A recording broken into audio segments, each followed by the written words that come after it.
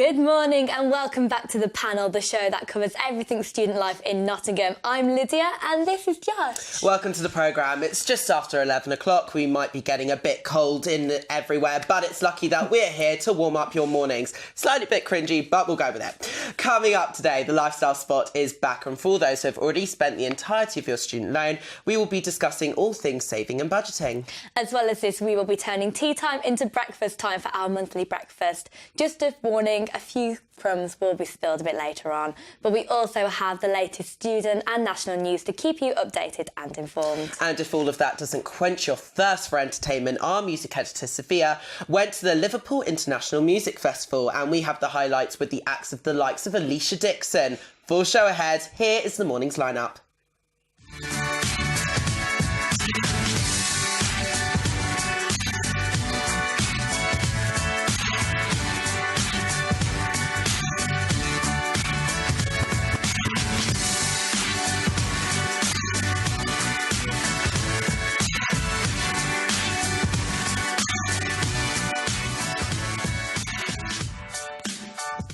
First, let's meet the panel for today. From Trent TV, it's our very own entertainment man himself, Neil Latte. Are you excited to be on the programme this morning? It's always a pleasure, man. It's always a pleasure. Fabulous. And from NSTV, she's back from the ocean and she's here in the studio. It is the fabulous Becca. Hello. How you doing? I'm good, yeah. Thanks for having me. What are you most excited for in the programme this morning? I think the taster sessions are looking tasty. I hope so. Looking forward to those. I hope so. Yeah, so first up, as you know, we love fashion here on the panel, but in the words of Beyonce, it's always girls who run the world.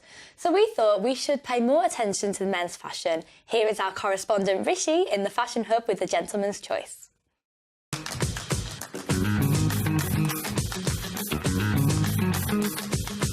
Hi, I'm Rishi and welcome to the Gentleman's Choice.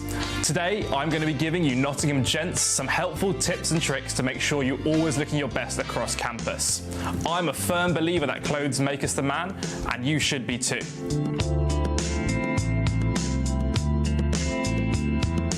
Okay, the first piece of advice I can give you is a big do not.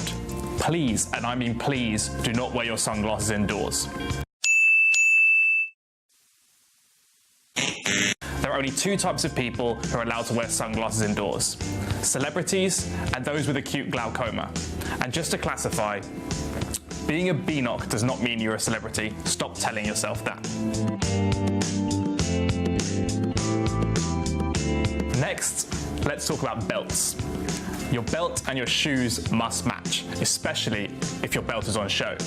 It is extremely noticeable if they're not matching.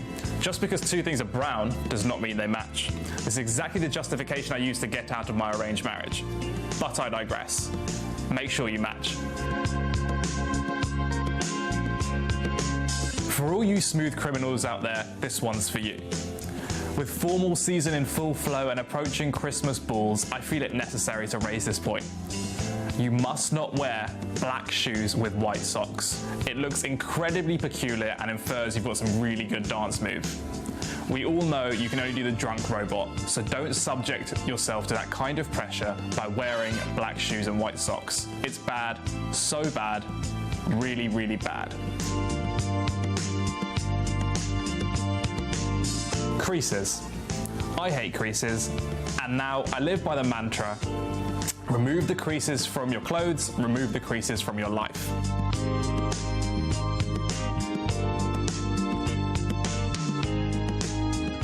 Now, our final tip. Invest, invest, invest. No, this hasn't become an economics podcast. I'm talking about accessories. Accessories tie together any look. They perfectly complement what you're wearing. Everyone I speak to says the most noticeable feature about a man are the small things: his wallet, his rings, his watch. These are the things that can turn you from a regular everyday Joe into a Harvey Specter. And just so you know, Harvey Specter does not wear 22 festival bracelets, so give them a rest. Yes, 20 minutes, please. Closing statement. Your Honour. Yeah, accessories. So that's it for me. I've been Rishi. This is the Gentleman's Choice. I have a mobile phone, like, hello. I'm the Gentleman's Choice, Go forth and prosper. That's not right. God, so I was walking through Jubilee campus the other day, and this guy's on the phone. He's like, listen, yeah. Basically, what I said to her, I said, don't talk to me like that, fam. Or don't. I don't care. Like, it doesn't make a difference. But you should. Just listen to me. I know what I'm talking about. It's fine. Basically, yeah. If man's showing underwear, it's not a good look, innit, fam? Just random break. It was his mum. He was talking to his mum. That's it from me. I'm Rishi. This has been the Gentleman's Choice. Go forth and prosper.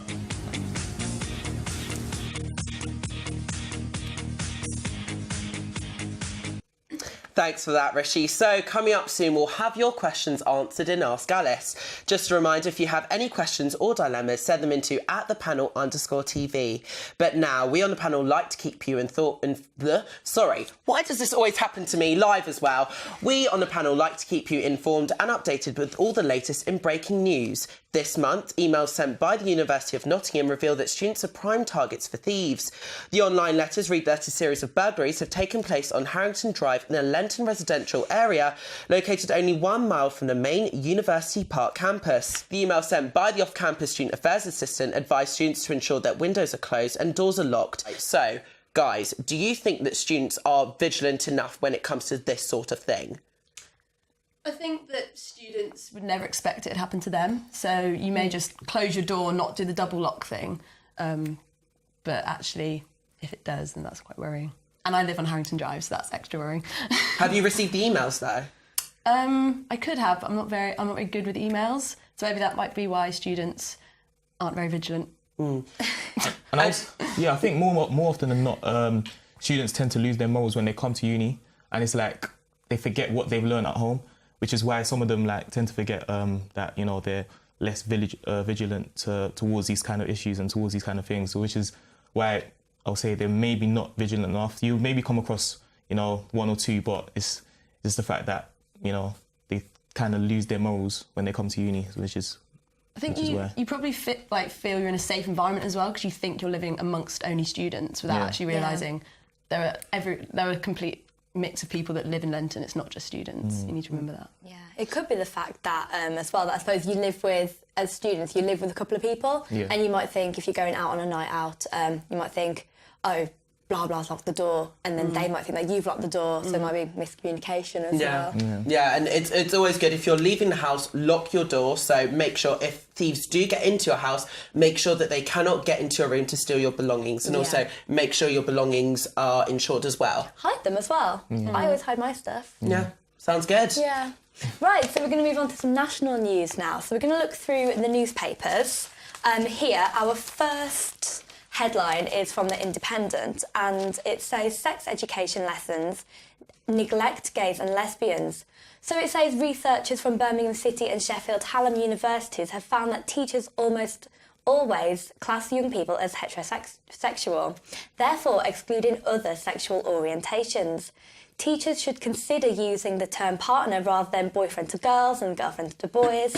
But the Education Secretary, Nikki Morgan, has said that the content of the lessons is best left to individual schools. So do we think that it's best left to the individual schools to decide what goes into the sex education content of the lessons? Yeah, I would say so, yeah, most definitely, because obviously you don't want to be making an overall decision just for one particular school. You want each school to, make their own decision. Bear in mind, there are other schools that uphold a religious substance, and maybe do not agree to these particular things. So which is why it's best to, leave it up to them.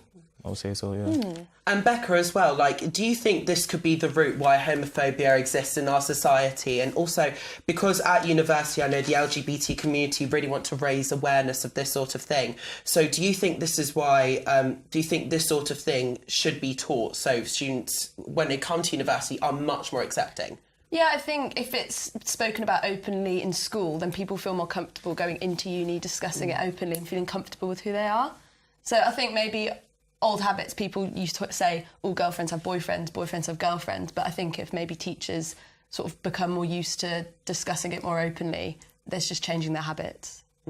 Very good. Yeah. Right, moving on to the next story. Yeah, the next story is from the Daily Mail, and it says that a PC brigade in Canada has outlawed yoga classes and sessions in university. How ridiculous is this? Classes and sessions were cancelled over cultural issues because it is thought that the practice originates from previously colonial oppressed India. So what do you think? Do you think it's right that this PC brigade cancelled classes in India, classes in Canada at university? Because is yoga's harmless? Yeah. I completely disagree with that. I think yoga now, it's just a general practice that people do to feel relaxed. It's like meditation. So you should just leave history back there because it's so widespread now that it's a current thing for everyone. Yeah, definitely. I think it's this cultural appropriation, which I think I can understand when people use a different culture but don't respect it. Yeah.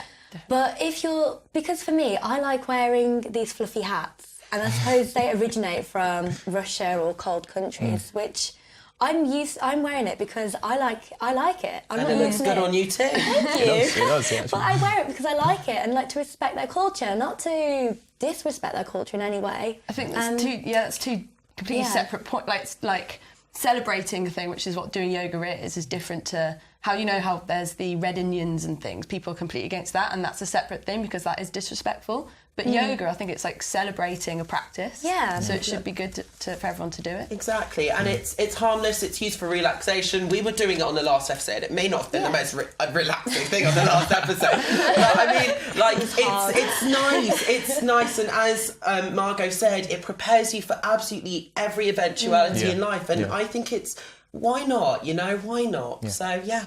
Yeah, so okay, we're going to move on to the next story now. This is something that's actually quite close to my heart. There's a celebrity chef called Gizzy Erskine, and she said that gluten intolerance is just a fad that doesn't exist.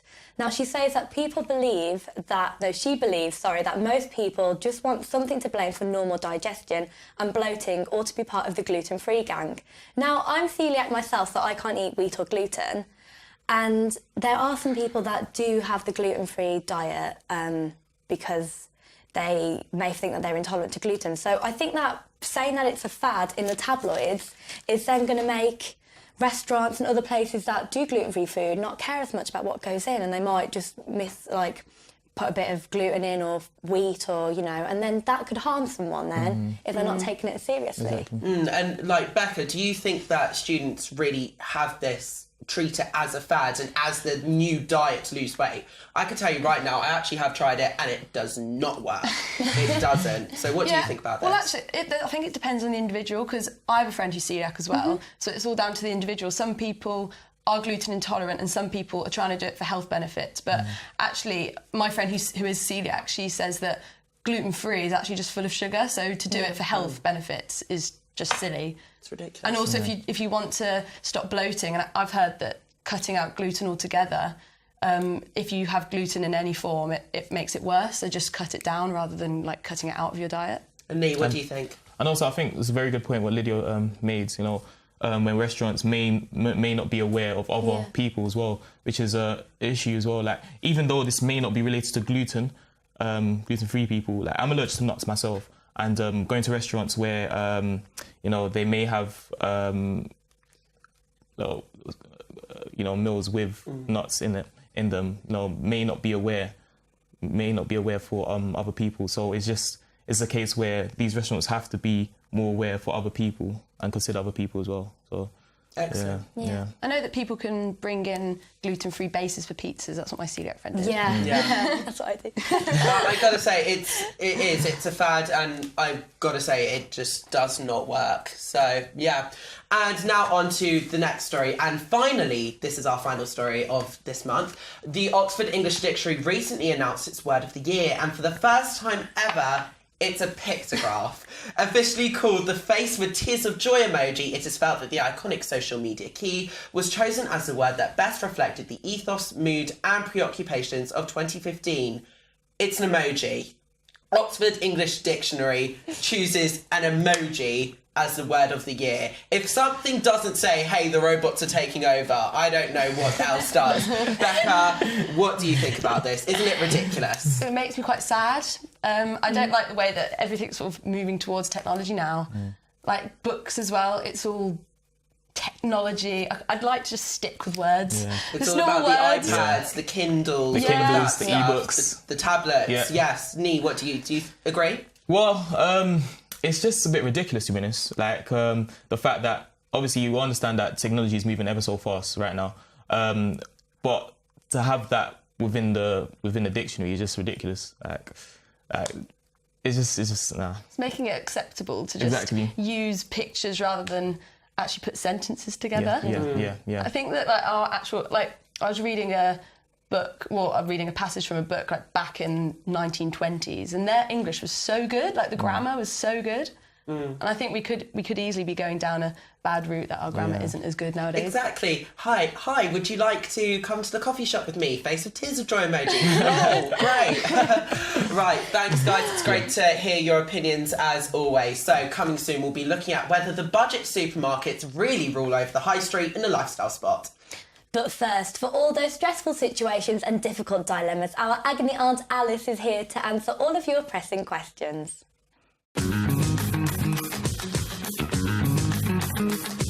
Hi guys, this is Ask Alice, so I'm the new agony aunt for the panel. Any problems you have, send them my way and hopefully I'll have a solution for you. So our first one says, Dear Alice, I've been offered drugs by a fellow student in the club. Should I report them? Well, I suppose in a way you don't want to be a party pooper, but drugs are illegal for a reason. What I do is just talk to them privately. You don't have to get, like the uni or police or whatever involved. And if that doesn't stop them, then and you think they've got a bit of a problem, or even if you know it's really affecting someone, then you should probably have a little word with them. Next one we have, Dear Alice, I think I have an STI. What do I do and where do I go? Well, STIs, not very nice. You should get checked every so often. What you should do is just go down to the gum clinics. There's one at the back of Vic Centre, or you can go to City Hospital. It's just a little bus ride away. You should get screened for chlamydia, gonorrhea, HIV and syphilis. And hopefully, fingers crossed for you, you'll be all good.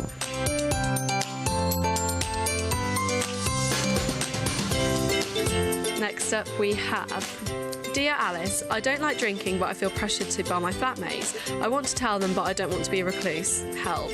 Well, not everybody does like drinking. You don't have to drink to have a good time. What you could do is just, if you like drinking a little bit but not a lot, tell them that you'll drink if they buy you them. That's just an easy way to get out of it. But you can go out and, have a good time, or even just have like tonic water and pretend it's got stuff in it.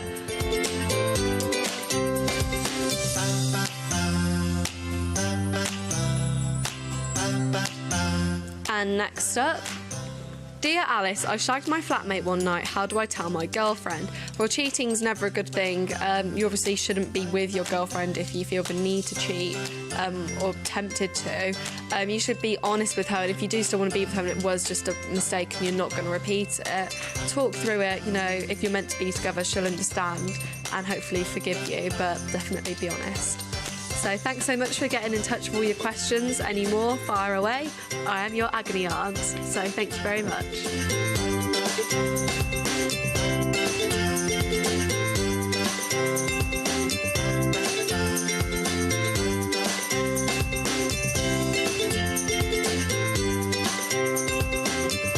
Thanks for that, Alice. And if you have any questions that you would like our agony aunt to answer, even anonymously, you can send them into our Twitter account @thepanel_TV. But now it's time for our lifestyle spot, and for all of those who have been busy ordering in Domino's and spending all your money in clubs, this May segment it just will be of interest. Right, we want to see how much money you can really save when shopping.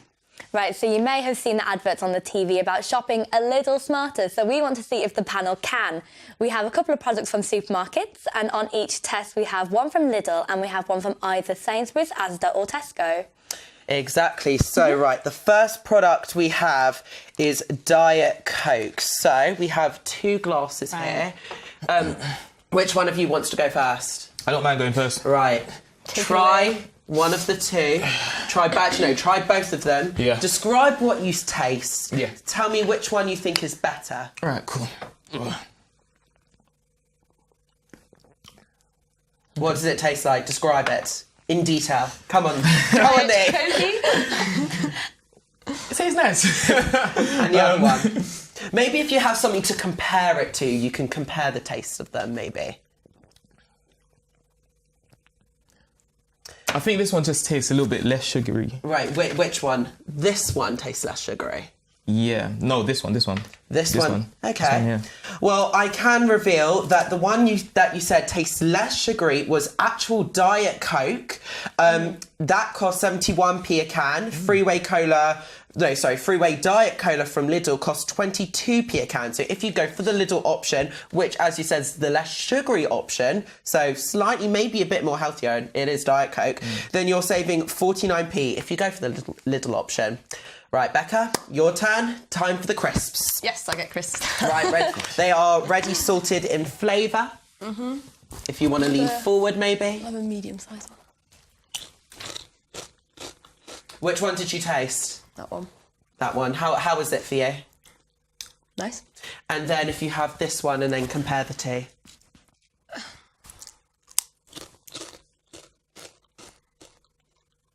I think those ones look nicer. Yeah. Just I'm a looking salt at them. fiend. Mm-hmm. And these ones are definitely more salty, so these are definitely for me. Okay. But a lot of people don't like salt, so... Okay, so the kettle crisps are the branded kettle crisps, and no, those are what you said are salty. They were priced at Tesco's for £1. The other ones were classic Snacktastic crisps from Lidl. You get 6 little packs. You get 3 different flavours for each pack, and they cost 75p. So if you go for the Lidl option, you're saving 25p. If you go for the Lidl option. Kettle chips. Right. So which one was which again? Which one was Okay, kettle chips? so the ones that you said actually that look one. nicer. Okay. Are And they- tasted nicer. They were the Yeah, the the branded kettle kettle one. crisps. Ooh. So, I might have another one. but it's interesting you say that. You said both times the branded option does taste better.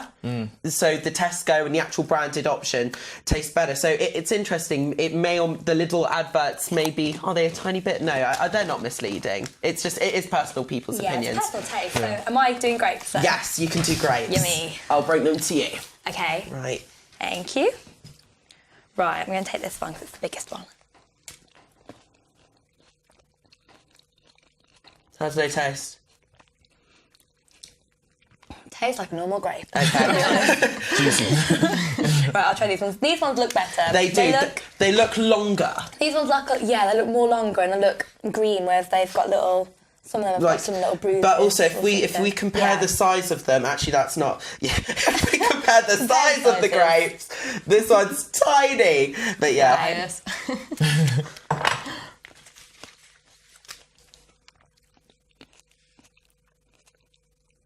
This one's sweeter, definitely. Definitely. These ones sweet. I prefer these ones. Good. Well, the ones you prefer are the Asda Grower Seedless Oh, okay.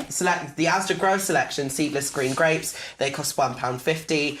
The white grapes from Aldi are only £1.45. So what I say only, you're only saving 5p if you go for the Aldi option. Right. However, that might say 1,000 words about the Asda stuff, because the Asda is obviously great value, tastes good.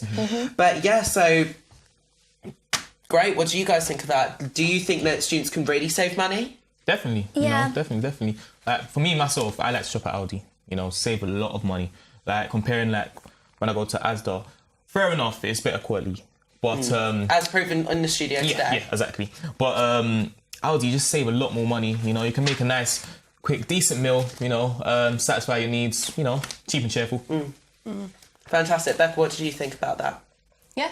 Got some crisps out of it. I might grab another one. It's a to be good honest. day. Guys, don't eat loads. We've got breakfast coming up later. We've got breakfast coming up in a very short while. So as always, great to know your opinions, as always. And as always, you can let us know about anything you think about anything in today's programme. Tweet us at @thepanel_TV. Yes, so coming up, we'll be having our panel varsity competition breakfast. But first, here's our music editor, Sofia, with all of the highlights from the Liverpool International Music Festival.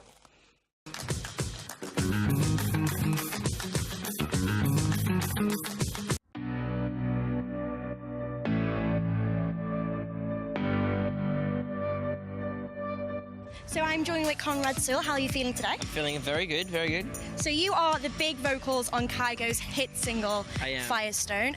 How did that happen? To be honest, I wrote the song last year and I was looking for like the right DJ to collaborate with, and I sent it to Kygo. I loved his Ed Sheeran remix and he sort of did his thing to it, and then next thing you know, we've got this song that sort of everyone's loving, and it's been amazing. You know, we've got to do some really cool stuff this year and play a lot of festivals, and yeah, it's a great little platform for me to put my own music out. So you're nearly touring with Jessica Lynn. Yeah. How's that come about? I just got a great agent. No, to be honest, it just you know, I've been lucky enough this year to support some really cool people. I supported Ed Sheeran early in the year. I'm about to go on tour with Maroon 5, and yeah, I just keep booking these. Just drop that in because it's really standard, you know, just Ed Sheeran and casually, Jessica Lynn and all these people. Yeah, but it's great timing. You know, Jess is doing so well, and I'm such a big fan of hers. And yeah, they invited me to come out for some shows, and it's going to be my first real time playing in England, like with my full band and stuff like that. So it's going to be cool.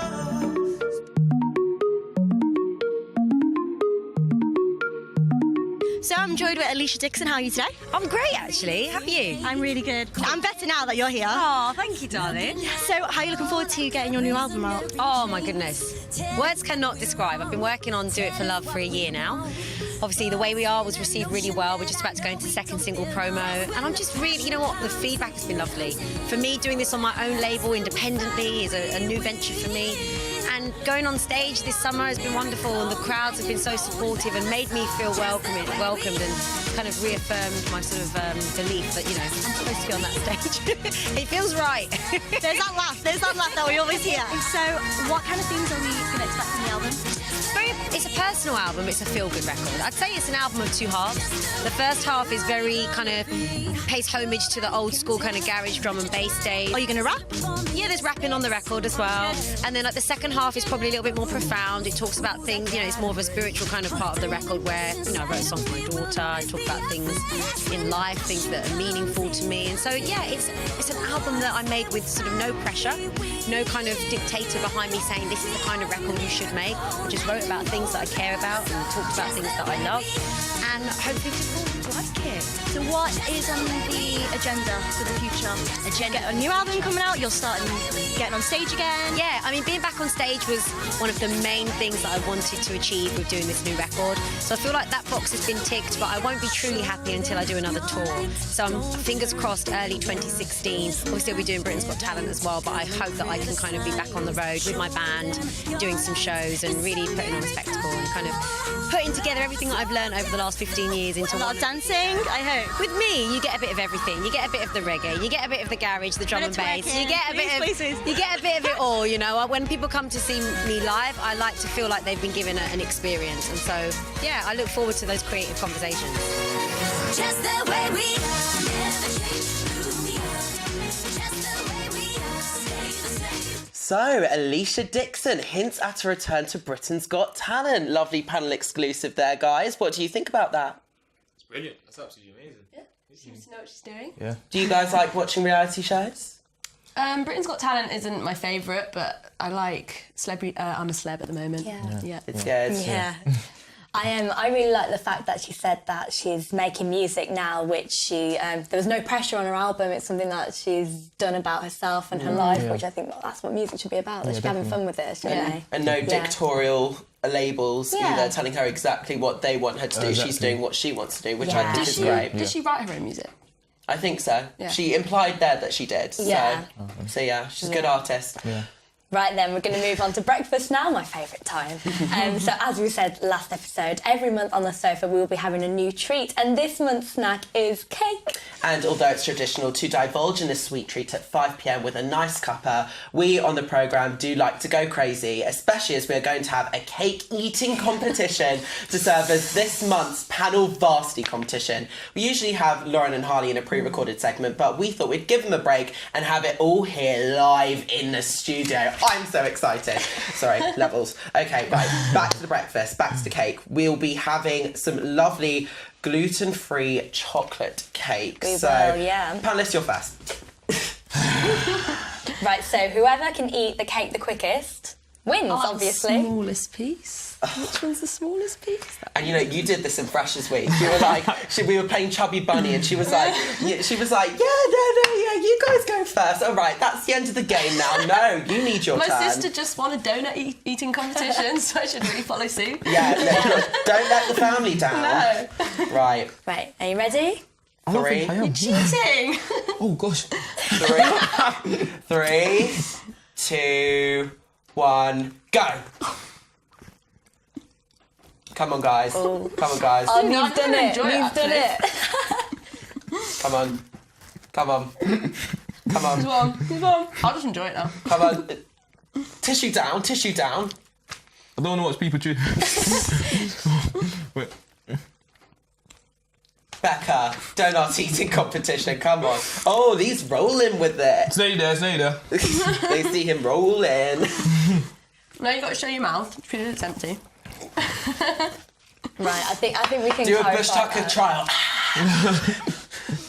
I think we can clarify. Wait, no, he has to do the thing like they do on I'm a Celebrity. Because Becca's catching up.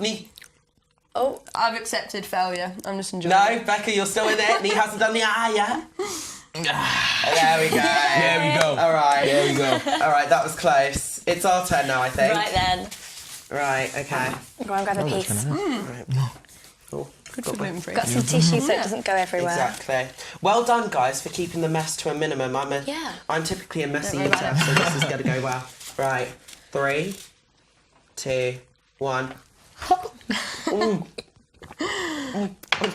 Shovel it in. Josh has got the rolls going on as well. He's got the rolls. He's got it on. Ooh, the close one. It's a close one. You can chew the fastest. You can chew the fastest. So close. Got a nice view into your mouth there. Oh, so close. Oh my god. Guys, I'll let you. Who actually did I win that or did Led?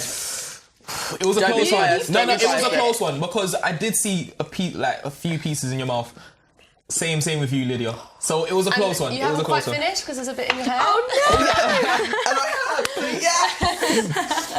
Oh. Yeah, there we go. Put that down. Right, and to not put you completely off cake completely, and also because we like to suggest tips, we have some French fancies for the panel to try, featured on the Great British Bake Off. These cakes are also known as fondant fancies. Sorry, I've still got a bit of chocolate. These are fondant fancies as well. They're also known as fondant fancies. They're mini dainty sponge cakes with a delicious vanilla topping coated in a sweet fondant icing. Right, shall I grab that them for you? sounds so good. Oh. Yeah. I'm stuck. I was going to My say, wire shall we won't let grab me. it just to show the camera? Oh, doesn't that look tasty? Model and go. Right. Fondant fancy. Marks and Spencer advert. I love it. Right. And I've also, I've got it because I've got the pink Thank one's you. my favourite as well. So, Do the icings have different flavours? no, the icing's yeah, a they do, favourite. they do. So Okay, I'll have the brown chocolate, one's a I believe. Let's just chocolate, stick the with pink one's a strawberry, and I think the yellow one's a lemon. Lemon, and yeah. that's typically the way it goes with Obviously. confectionery. I used to love these pre-celiac days. I used to love these. So when the were pink you- one's my favourite. When were you diagnosed with celiac disease? 14. Oh. 14, yeah. That must have been heartbreaking for you. Oh, no more Chinese I feel food. bad now. Did you find that you grew loads and that you got colour in your skin? Because my friend, when she was diagnosed, she stopped eating wheat and she grew 4 inches and she was really pale before and then she Oh, really? Yeah. No, I've always been this small, so... Oh, really?